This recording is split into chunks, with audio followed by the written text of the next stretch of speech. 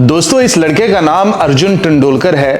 भारत वाले जिसको क्रिकेट का भगवान मानते हैं कि जिसने उनकी क्रिकेट को नेक्स्ट लेवल तक लेकर जो बंदा चला गया, तेंदुलकर उसका बेटा है। पूरी दुनिया में जहां पर भी तेंदुलकर का नाम लिया जाता है, बहुत अच्छे अल्फाज में लिया जाता है। इस तरह का खूबसूरत बैटर था और साथ में खूबसूरत इंसान भी है। अर्जुन तेंदुलकर चाहे वो जिस मर्जी टीम में कहता, इंडियन टीम के अंदर भी वो इसका नाम लेता तो भैया इसने सेलेक्ट हो जाना था, किसी ने दूसरा सवाल नहीं करना था। क्योंकि इसकी ट्रेनिंग वसीम अकरम करवाता रहा है, मतलब बड़े बड़े दुनिया के लोग, बड़े बड़े कोचेस जो हैं इसकी ट्रेनिंग करवाते रहे। ये चाहता तो मुंबई इंडिया की तरफ से, जहां पर उसका वालिद जो कोच है, जहां पर वो सब कुछ करता धरता है, उसी टीम से खेल सकता था और पूरे 14 के 14 मैच खेल सकता था। लेकिन ये मेरिट पर आता है, पंजाब 11 इसे उठाता है और इस सीजन के अंदर वो कोई मैच नहीं देता। कल का वो एक इसे मैच देते हैं, 4 ओवर के अंदर इसे सिर्फ 36 स्कोर लगते हैं, जहां पर दूसरे बॉलर्स को 3 ओवर के अंदर 55 रन लगे। मतलब कि अर्शदीप को जहां पर 3 ओवर के अंदर 52 स्कोर लगे हैं, वहां पर इसे सिर्फ 36 स्कोर लगते हैं। और उस वक्त उसका वालिद जो है वो एक ट्वीट करता है कि वेल डन अर्जुन, तुम्हारे पेशेंस को सलाम है और जिस तरह से तुम अपनी तैयारी चुप करके क्वाइट बैठकर करते रहे हो, मुझे तुम पर प्राउड है और जो तुम्हारी परफॉर्मेंस है उस पर भी मुझे प्राउड है।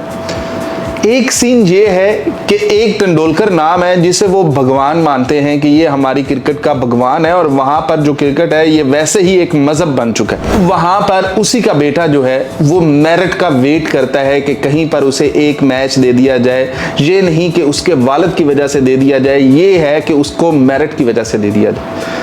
और क्या वो परफॉर्मेंस करता है। और जरा सोचो, अगर ऐसा ही सीन पाकिस्तान में होता तो अब तक ये 2 वर्ल्ड कप एज ए कप्तान खेल चुका होता। कि जितनी परफॉर्मेंसेस तेंदुलकर ने इंडिया के लिए दी हैं, अगर ऐसा कोई एक बंदा पाकिस्तान का होता तो अब तक ये 2 world cup as a captain खेल चुका होता, फिर चाहे इसकी परफॉर्मेंस जो भी होती। हमारे पास एक शादाब खान है, वो नहीं साइड पे होता। हमारे पास एक शाहीन शाह अफरीदी है, वो साइड पे नहीं होता। और उनके जो सुसर हैं वो पाकिस्तानी टीम के हवाले से आकर बोल रहे होते हैं कि भाई ये दुनिया का नंबर 1 ऑलराउंडर है। एक कह रहा होता है कि ये बहुत अच्छा कप्तान है, इसे T20 का कप्तान बनाया जाए। एक कह रहा होता है कि इसकी बॉलिंग अच्छी है, इसको और बेहतर करनी चाहिए, इसको अपनी बैटिंग के ऊपर भी फोकस करना चाहिए। पाकिस्तानी टीम के अंदर ये बहुत अच्छा कर रहा है। मतलब एक तरफ सिर्फ सुसर है, वो आकर इस तरह की बातें करते हैं, और दूसरी तरफ तेंदुलकर है जो कि अपने बेटे के बारे में कह रहा है कि प्राउड ऑफ यू, कि तुमने बिल्कुल खामोशी के साथ अपना आप बताया है, तुमने बताया है कि तुम्हारी काबिलियत क्या है, तुम क्या कर सकते हो।